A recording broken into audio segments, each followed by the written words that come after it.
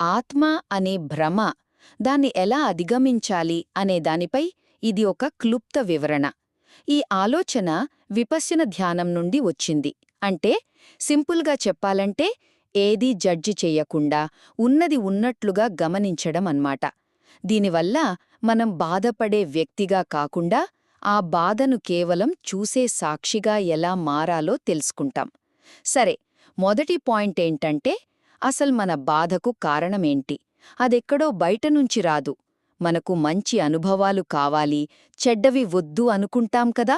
ఆ కోరిక, ఆ వ్యతిరేకతే, అదే మన బాధకు మూలం. ఇక రెండవది, ఆ నేను అనే దాన్ని వెతకడం. మన శరీరం, మన ఆలోచనలు, మన ఫీలింగ్స్, వీటిలో ఎక్కడ వెతికినా ఒక పర్మనెంట్ నేను అనే వ్యక్తి కనిపించడు. అదెలా ఉంటుందంటే, ఆలోచనలు ఉన్నాయి, కాని ఆ ఆలోచనలు చేసే వ్యక్తి లేడు. అంటే ఇల్లు ఖాళీగా ఉందే అన్నమాట. మరి భ్రమ నుండి ఎలా బయటపడాలి? ఫైనల్ పాయింట్ ఇదే. సాధారణంగా చూస్తే నేను ఒక న్యూస్ పేపర్ ఫోటోలా చాలా క్లియర్గా, సాలిడ్గా కనిపిస్తుంది. కానీ మైండ్ఫుల్నెస్ అనే భూతద్దంతో దగ్గరగా చూశారనుకోండి, ఆ ఫోటో మాయమైపోయి చిన్న చిన్న చుక్కల గుంపులా కనిపిస్తుంది. ఆ నేను అనే భ్రమ అలా కరిగిపోయినప్పుడు దాన్ని కాపాడుకోవాలనే టెన్షన్ కూడా పోతుంది.